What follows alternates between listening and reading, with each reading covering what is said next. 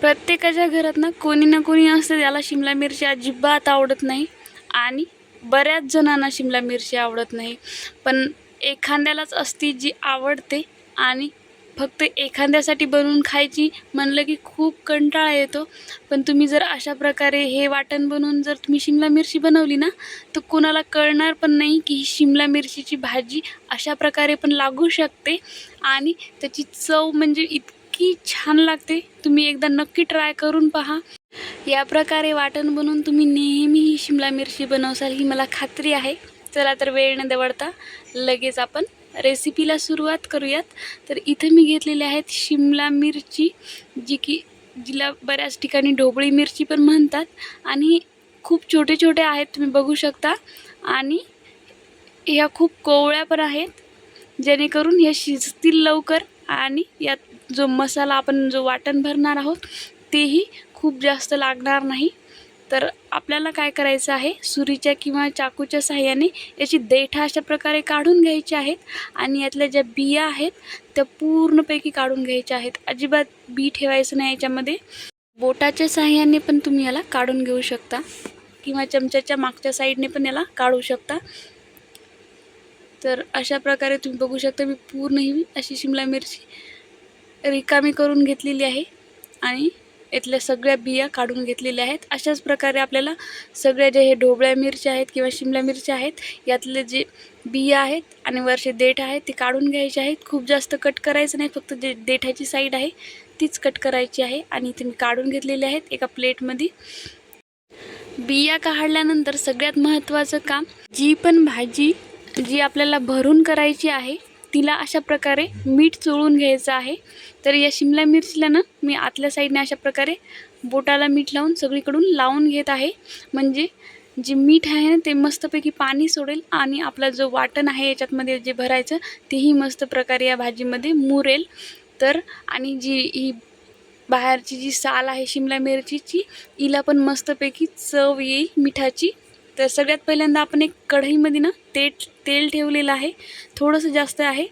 आणि जे आपण वाटण बनवणार आहोत ना ते एकदा तळून घेणार आहोत. तर इथं मी अर्धा वाटी शेंगदाणे, अर्धा वाटी खोबऱ्याचे काप आहेत सुक्या खोबऱ्याचे, त्याचबरोबर फुटाणे आणि कढीपत्ता घेतलेला आहे. तर जे अर्धी वाटी शेंगदाणे आहेत ते मी इथे तळण्यासाठी ठेवलेले आहेत. अगदी 2-1 मिनटं फ्राय करायचे आणि नंतर यामध्ये सुकं खोबरं टाकायचं आहे. हेही लालसर होईपर्यंत आपल्याला तळायचे आहेत. तर लो टू मीडियम गॅसवरच तळून घ्यायचे आहेत. आणि खोबरं थोडं लालसर झालं की आपल्याला जे साबूत फुटाणे होते माझ्याजवळ, तुमच्याजवळ नसतील तर जे डाळवं असतं चना डाळीचं ते वापरलं तरी चालेल. आणि कढीपत्ता हे आपल्याला सगळं असं तळून घ्यायचं आहे. 4 ते 5 मिनटात तळून होतं. आणि हे थंड करूयात एका प्लेटमध्ये. थंड करण्यासाठी ठेवलं आहे एका प्लेटमध्ये. जोपर्यंत थंड होत आहे तोपर्यंत आपण वाट बघूयात. आणि नंतर याला थोडंसं कोमट झालं की एका मिक्सरच्या भांड्यात टाकायचं आहे आणि यामध्ये टाकायचे आहेत आपल्याला मसाले. तर यामध्ये अजिबात तेलाची आवश्यकता नाही आता वाटण काढताना. तर 1 चमचा धनेपूड, अर्धा चमचा हळद टाकायची आहे आणि 1 चमचा इथे लाल तिखट टाकत आहे. तुम्ही तुमच्या आवडीनुसार लाल तिखट घेऊ शकता. त्याचबरोबर 1 ते 1.5 चमचा काळा मसाला टाकत आहे. तुम्ही मसाला पण तुमच्या आवडीनुसार जो आवडतो तो इथे घेऊ शकता. त्याचबरोबर पाव चमचा इतकं मीठ आहे फक्त वाटणाच्या चवीसाठी. आणि याला आपल्याला एकदा मिक्सरला बारीक करून घ्यायचं आहे. या प्लेटमध्ये आपण हे सगळं वाटण काढून घेऊयात. खूप जास्त अशी बारीक असं वाटण नाही केलं, थोडीशी भरडच ठेवलेली आहे. तर हे खूप जास्त कोरडं वाटत असेल तर त्या मिक्सरच्या भांड्यातच थोडंसं पाणी टाकलेलं आहे, 2-3 चमचे, आणि त्याला फिरून मी यामध्ये टाकलेलं आहे. थोडंसं ओलसरपणा येईल असं फक्त आपल्याला करायचं आहे, म्हणजे खूप जास्त कोरडं नको. कारण हे आपण जे सगळे जिन्नस आहेत ते छानपैकी तळून घेतलेले आहेत, म्हणून खूप जास्त कोरडं तर असं हे वाटणारच नाही. अशा प्रकारे हे थोडंसं ओलसर करून झालं की आता जे मीठ लावलेल्या शिमला मिरच्या आहेत ना यामध्ये हे सगळं वाटण आपल्याला व्यवस्थित भरून घ्यायचं आहे. तुम्ही बघा अशा प्रकारे अगदी त्याच्यामध्ये सगळीकडे पोहोचेल अशा प्रकारे आपल्याला हे वाटण भरायचं आहे. अगदी अलगद सहज भरू शकता. थोडेसे ह्या मिरच्या माझ्याच्यानं तुटली पण एखादी दोन, जी की मी तिची देठं काढताना, कारण ह्या मिरच्या ज्या आहेत त्या खूप जास्त कोवळ्या आहेत. त्यामध्ये सगळ्यामध्ये आपण वाटण भरून घेऊयात. आणि तुम्ही जर अशा प्रकारे वाटण भरून जर भाजी केली ना, ती खूप छान होते. एकदा नक्की ट्राय करून बघसाल. आता हे तेल जे आहे आपण जे तळून घेतले होते सगळे जिन्नस तेच आहे. याच्यातलं थोडंसं कमी केलं आहे आणि त्यामध्ये मोहरी आणि जिरं टाकलं आहे. छान मोहरी जिरं फुललं की यामध्ये 1 चमचा धने टाकायचे आहेत. नाही टाकले तरी चालतील. आणि आता 10 ते 12 पाकळ्या लसणाच्या आहेत, ज्या की मी ठेचून घेतल्या आहेत. त्याचबरोबर एक मोठा बारीक चिरलेला कांदा आहे. याला मस्तपैकी परतून घ्यायचं आहे लालसर होईपर्यंत. गॅसची फ्लेम मीडियम आहे, खूप जास्त हाय नाही आहे. आता हे कांदा मस्तपैकी लालसर झाला की यामध्ये आपण मसाले टाकूयात. तर अगदी 3 ते 4 मिनटानंतर कांदा मस्तपैकी लालसर झाला आहे. त्यामध्ये 1 चमचा लाल तिखट, अर्धा चमचा हळद, 1 चमचा काळा मसाला आणि पावभाजी मसाला टाकला तरी चालेल.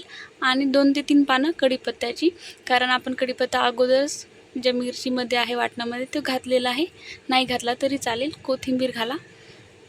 त्यानंतर या शिमला मिरच्या आपल्याला टाकायच्या आहेत. तर ह्या भरलेल्या शिमला मिरच्या मस्त या तेलामध्ये खालीवर करून घ्यायच्या आहेत अगदी 2-1 मिनटं.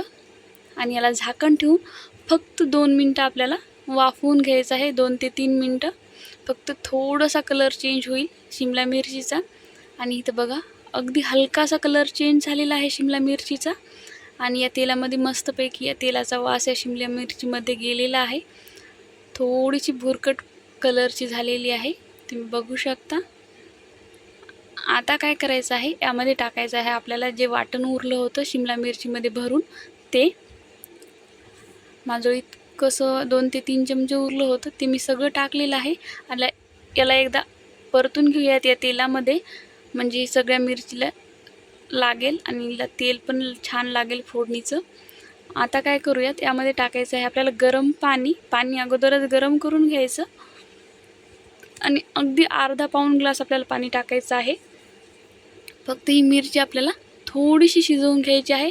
अगदी 7 ते 8 मिनटं आपल्याला मीडियम फ्लेमवर याला शिजवून घ्यायचं आहे. आणि ही सगळी ग्रेव्ही आटून जाईल, पाणी जे आहे ते आटून जाईल आणि मस्तपैकी तयार होईल आपली शिमला मिरची. बघा 7 ते 8 मिनटं झालेली आहेत जवळपास. इथं मी झाकण न ठेवता ही भाजी शिजवून घेतली आहे, ज्यामुळे आपल्या शिमला मिरचीचा कलर अजिबात चेंज नाही होणार. पण जी भाजी आहे ती मस्तपैकी शिजलेली असेल. खूप जास्त अशी पातळ ग्रेव्ही नाही, अंगापुरतीच तिची ग्रेव्ही झालेली आहे. आणि हिला काढून घेऊयात एका प्लेटमध्ये. तर तुम्हाला ही शिमला मिरचीची भाजी किंवा ही भरीव ढोबळी मिरची कशी वाटली हे कमेंट करून सांगा. आणि तुम्हाला जर आवडली असेल तर चॅनलला लाईक, शेअर, सबस्क्राईब करायला विसरू नका. तुमच्या प्रतिक्रिया कमेंट बॉक्समध्ये द्यायला पण विसरू नका. तर ही रेसिपी खूप युनिक आहे, नक्की एकदा ट्राय करून बघा. व्हिडिओ शेवटपर्यंत पाहिला त्यासाठी खूप खूप धन्यवाद.